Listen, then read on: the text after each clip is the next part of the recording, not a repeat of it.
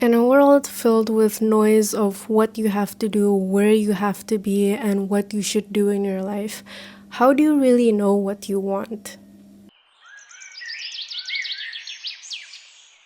Hello, welcome to my channel. I'm Anra, and welcome to my vast compilation of life reflections. In this era of competitions, internships, job applications, actions that you have to do here and there, many times there are no room for pause, and this leaves us with a feeling of never being good enough, of having to constantly chase something, and having this sense of incongruency with our current self, with what we're doing, and with our future self, with how we envision ourselves to be, causing a lack of unfulfillment and a disconnection within ourselves. So, this video will address how our life trajectory could easily be swayed away by faulty social constructs and the dominating ego.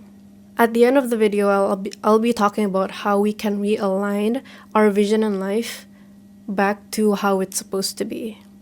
So first of all, what I mean by the faulty social construct that is governing our life, it's how social norms are driving our worldview. And in this first point, I'll be talking about the concept of time. As we know, the notion time is money is so tantamount in how we go about our day and how we see time. We see time as an asset, as something valuable that should not be spent on wasteful things or on useless things, just like money. So this notion governs our thinking that time should be spent in a careful way, and it should be done in a meticulous way, or else there is this wrong act in using our time. Additionally, there's this concept of a timeline where we go through life, there's a set timeline. For example, by the age of 18 or 17, you have to be in college. And then by the age of this, you have to graduate from college. And then you have to get a job by this age. And then you have to be married by this age. So although it's silent, but there is a strict timeline in society on what do we have to achieve and the milestones set in our life.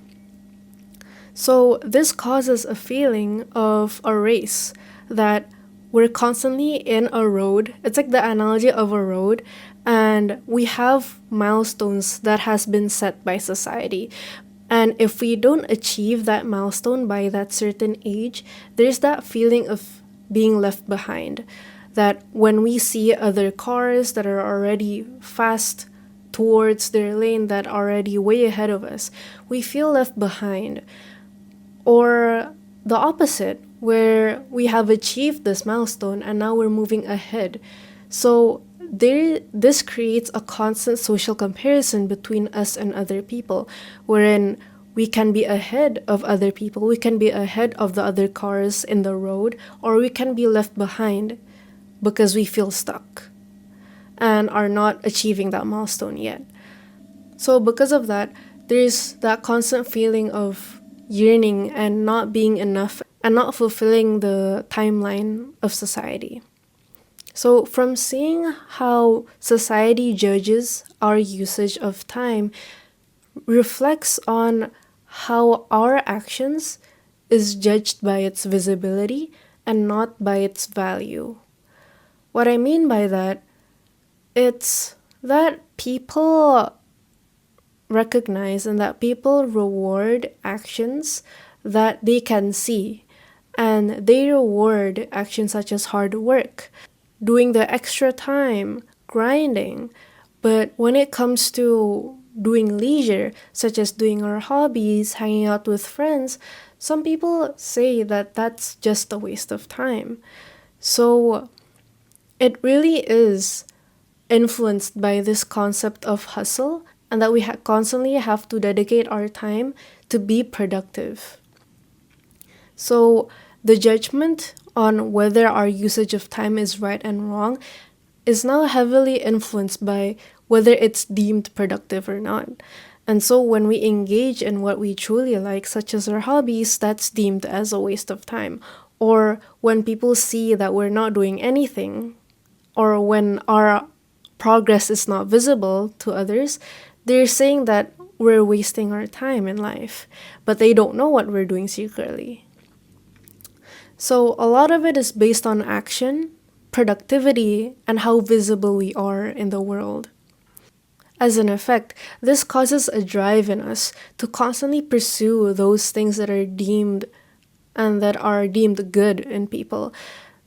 And this taints our notion of time, that time could only be limited to things that are useful, to things that are serving others, such as working and doing all of those things.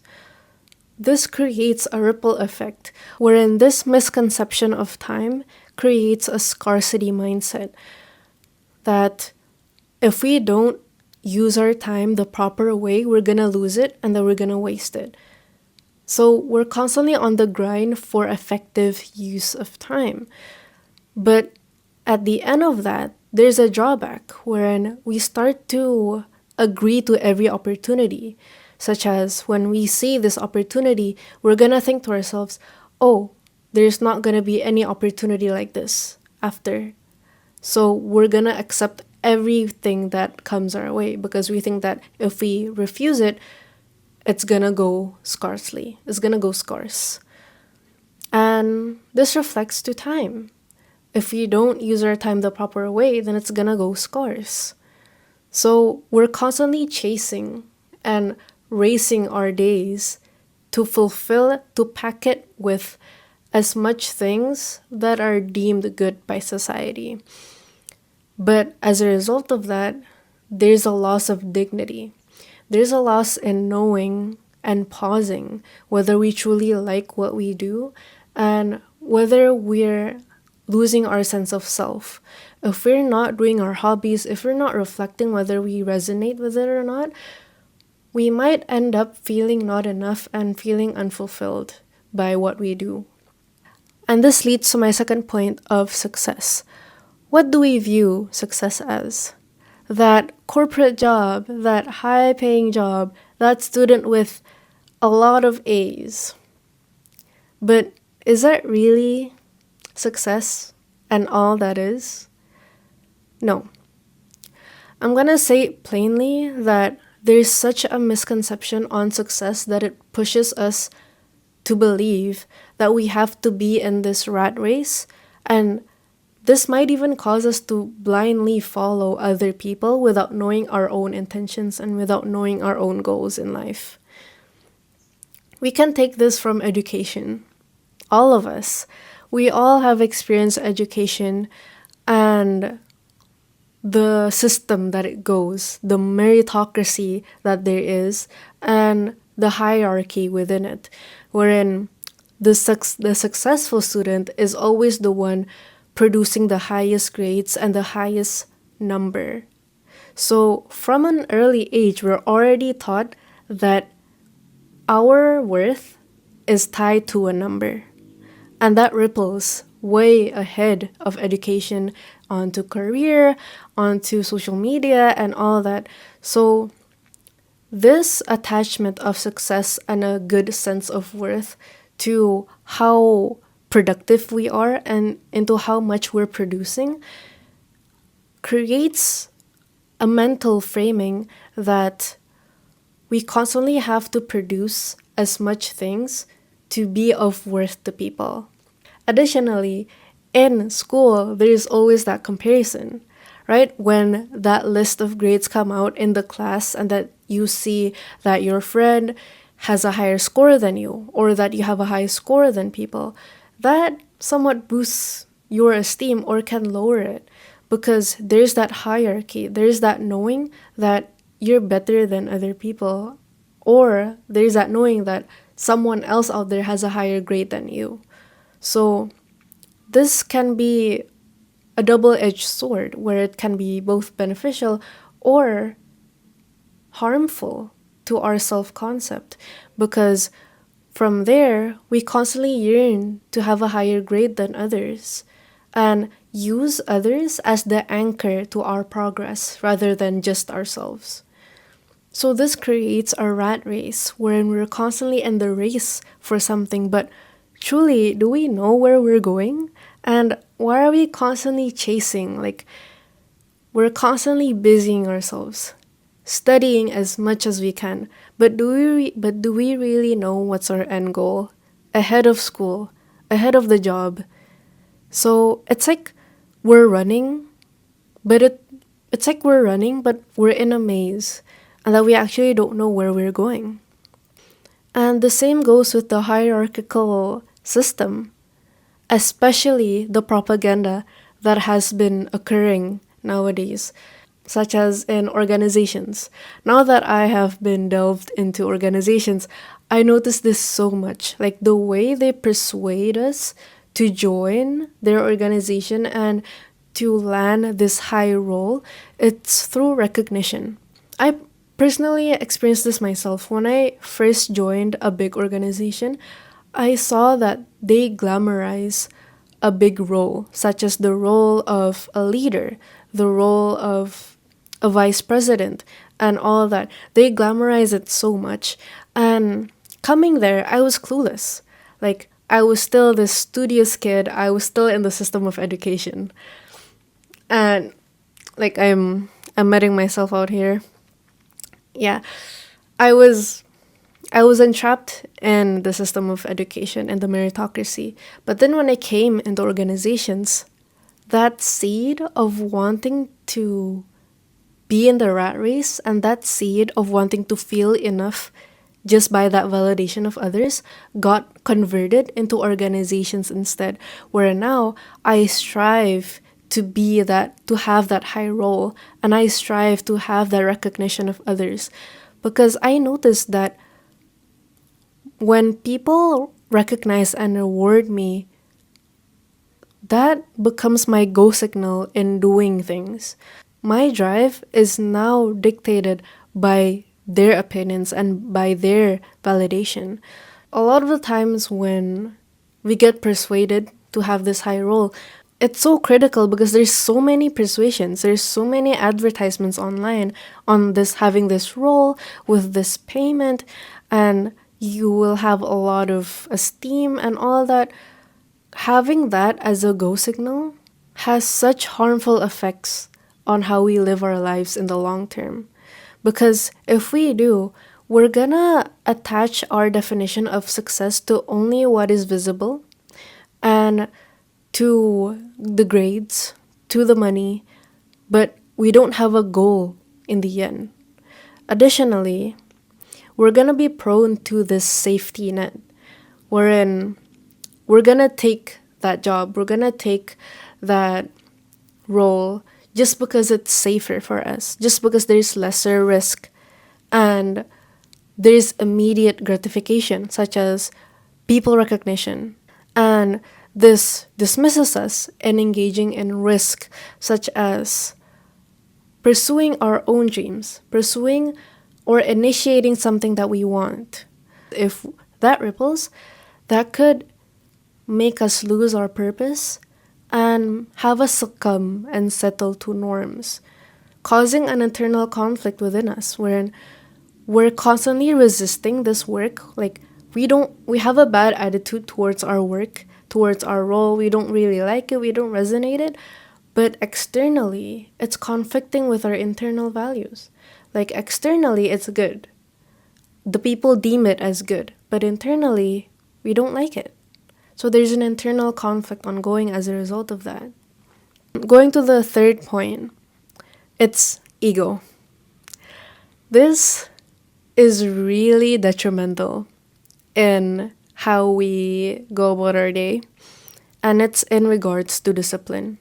Because when our ego rises, it's interesting that we are more prone to being in this loop of toxic discipline.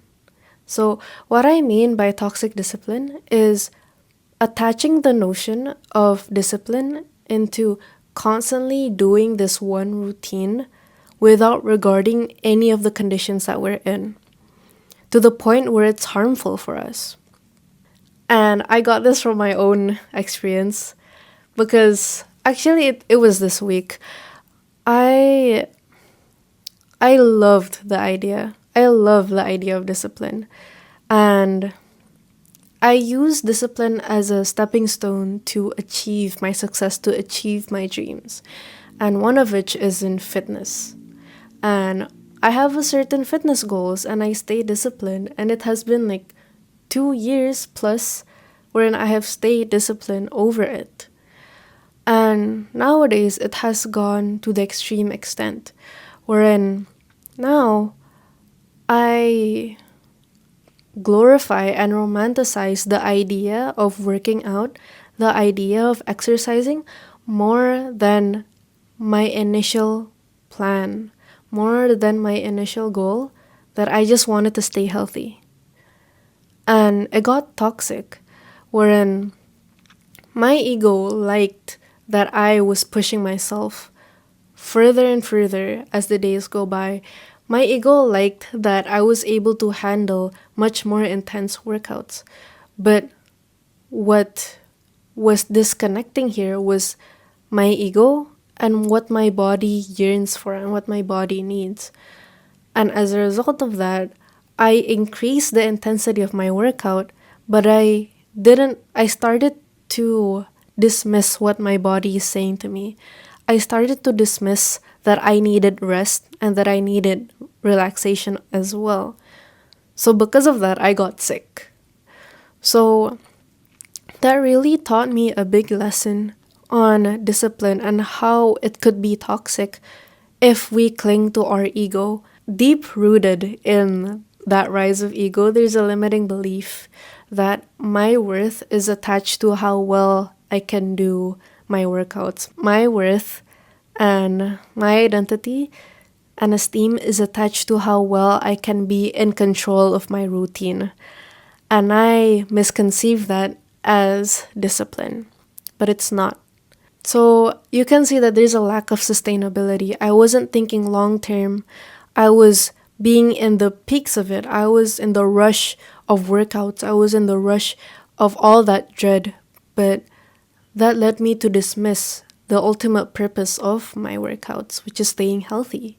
I noticed this because when I was seeing success stories of people who went to the gym, people who started exercising, and them saying how they felt a change in their bodily response to diseases, in their physiology, and their strength, and how it increased, I reflected it on myself and noticed that I didn't feel that way. Why is it that when I started doing my workouts intensely, I felt weaker? That was because my body was being dismissed. And there's a subpoint to it, which is blinded consistency over intentionality. When I was being consistent, my ego liked that, and I wanted that. But with the notion that discipline overrides motivation, that the key to staying consistent is being disciplined rather than anchoring ourselves to motivation, this has a drawback that whenever I want to do something, I just do it.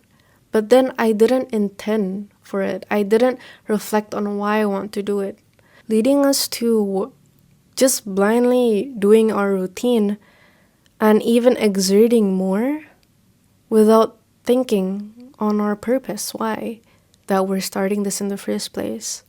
As a result of that, this makes us critically see ourselves in a negative light, wherein if we have a setback, if we make a mistake in our routine, we're going to be extra harsh on ourselves and we're going to be self-critical, rigid, and there's no room for growth and compassion because when we're constantly constraining ourselves with this ego, with this limiting belief, there's no space for compassion and learning, which moves to the solution.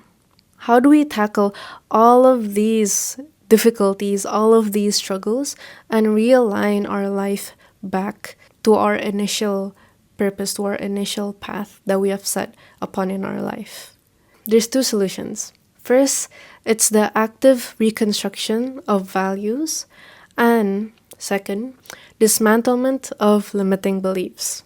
Okay, as I told you, that when I was head over heels over this organizational role and wanting that validation from others, I set that as my plan.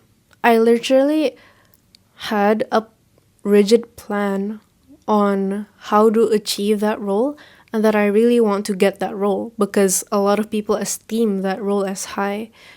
But then, before the recruitment of that role starts, I have this task in university that we have to make a 7-year plan in our life, detailed and meticulously. So, year by year, starting from 2025, which was last year, and to 2032, 7 years afterwards.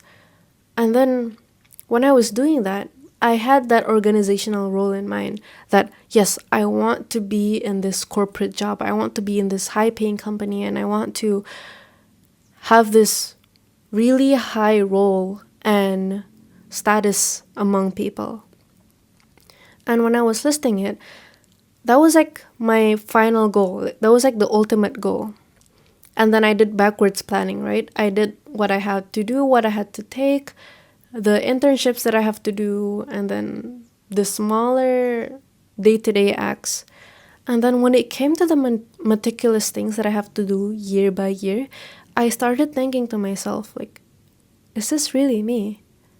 When I noticed that a lot of the opportunities that are available to reach that role aren't aligning with my values and aren't aligning with my own strengths, because I personally like psychology, but then when I saw that the opportunities that will lead me to that role is becoming an intern in communications, finances, internal relations. Not that I not not that it's an offense, but it's just not my taste.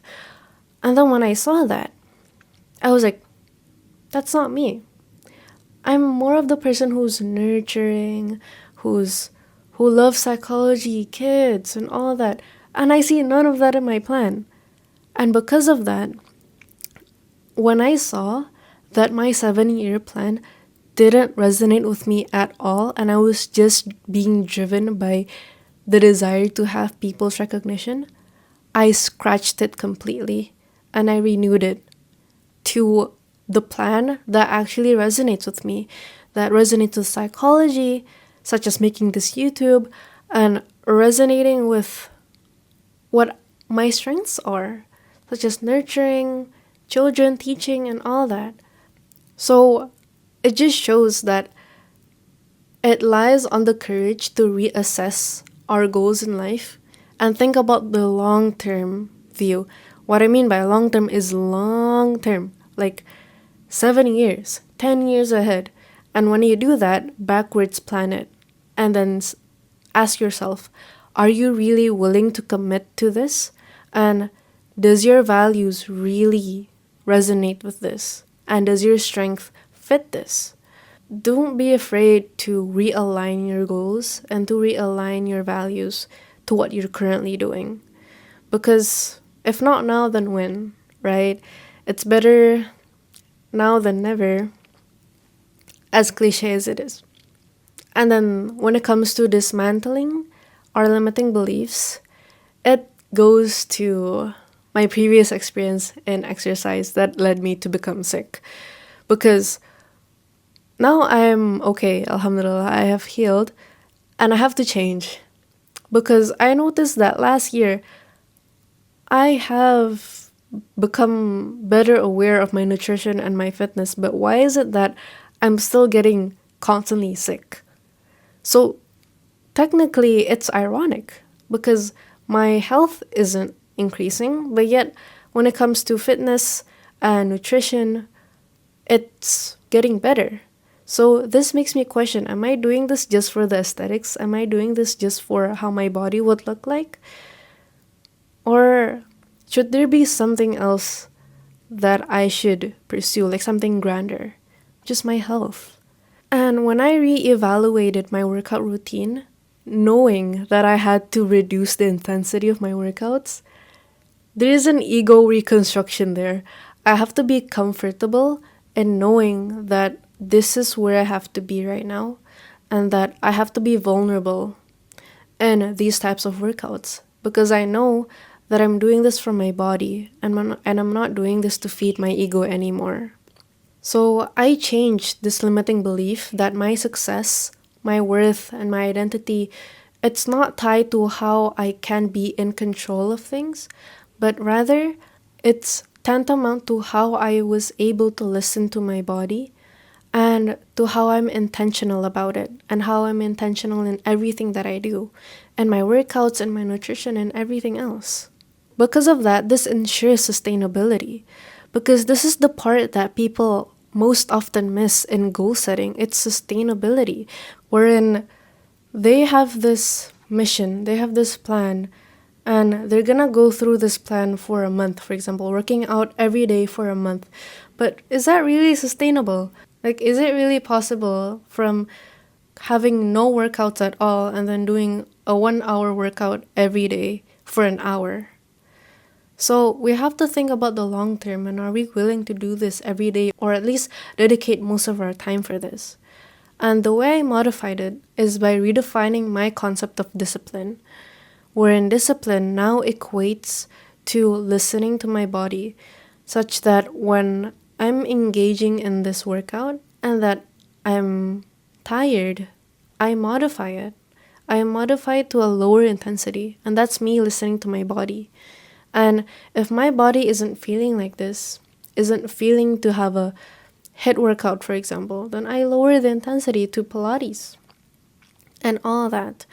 Especially for women, we have to listen to our bodies, especially when it comes to cycle syncing. I just tried and I'm now learning to cycle sync because it's totally different from how men works, and the notion of discipline is so defined and constrained by men and how men works. But when it comes to women, we work differently. Like, we have a cycle to pay attention to. We have different energy cycles.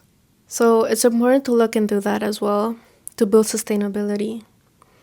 The most important reminder or value that we have to stick in our minds is when it comes to reliance.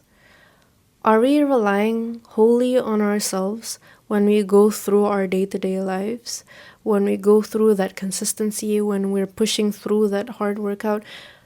Are we relying on ourselves? And when we have that success, are we just thanking ourselves? And when I look back, the thing that has been keeping me to be self-critical and harsh on myself whenever I make mistakes was because I was focusing on my own capabilities and I dismissed God. I dismissed Allah in the equation. That if it were not for Allah's will, then it wouldn't happen. That I was always in need of Allah, and I forgot about that. I forgot that when I reached that success, when I got healthy, when I was able to be disciplined and have a good vision in life, I was always in need of Allah to give me such blessings, to give me health, to give me strength, to give me clarity. And we don't realize that sometimes. So, always grounding ourselves in values of religion, that it is Allah's strength that is pushing us constantly to our purpose. This shifts us from being self-critical and to having a faith-based sense of empowerment. As a result, this creates a sense of fulfillment internally, not externally. No matter what the external world is offering to us, no matter the advertisement, the recognition, the outcome, we're fulfilled internally and that we're content with it. We're content with what we're doing and we feel enough. Ultimately, the core is having an alignment within our mind, body, and soul, and one that is grounded with our personal values that has been curated from reflection and pause. And it might be uncomfortable at first, but it's worth it.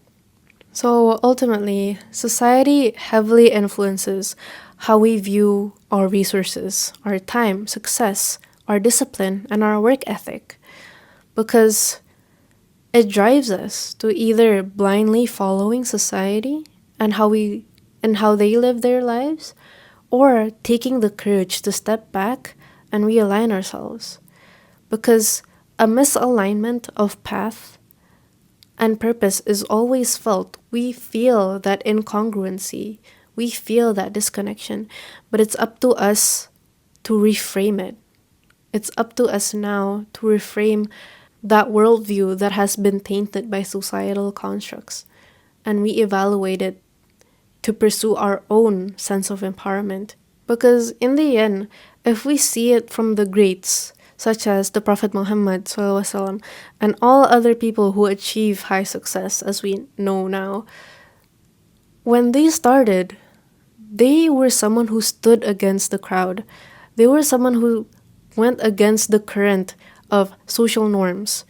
They went against what people are normally doing. And they were brave to stand with their truth. They were firm with their mission in life. And they spread that influence to others. And because of that, they were able to become that successful person. And with these key steps that I talked to you about, so can you. Thank you for watching this video. I hope it benefits. Salam.